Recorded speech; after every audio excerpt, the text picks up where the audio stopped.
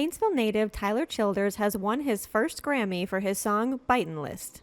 Paintsville Tourism Commissioner Kay Hall tells us what it was like to have him as a music student.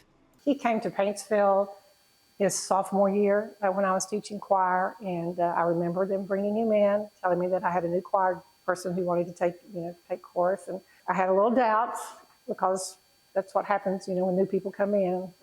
They come to chorus, and so I had him sing. Had a sweet tenor voice. He was a little shy and stuff, but he sang with us, and the rest is history. Hall said it didn't take long for Childers to gain a following at school. I think once the kids figured out that he could sing, Tyler would bring his guitar to school all the time.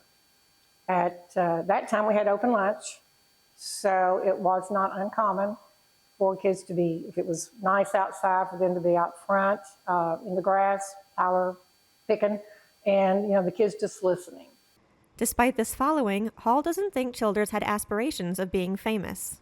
That was in the back of his mind. He was probably thinking, what if, or maybe one day, but he just loved to play. He liked the camaraderie of the kids there, and they enjoyed it, and I think as long as he had that audience and he was having fun and they were having fun, that's all that mattered. Norton Eye Center in Pikeville, your local vision experts. Experienced doctors using state-of-the-art technology. Choose from top designer frames from Oakley, Ray-Ban, Nike, and more. We accept Medicaid and Medicare, plus most insurances are accepted. Norton Eye Center in Pikeville, next to Tractor Supply. Multi-Grammy winner Chris Stapleton also hails from this area. Chris went to the county school, Johnson Central. Now, he did come over when he was in school and played with some of the kids that I had. They had a little rock band. He's another one, that just loved to play music. Hall said Stapleton was a songwriter for several years before becoming a performer. He's written for a lot of country music people, a lot of them who have had #1 hits off of his lyrics. And I think someone's probably finally said, Chris, you can sing and write. When asked what it is about this area that produces so many country music stars, Hall cited their Christian upbringing.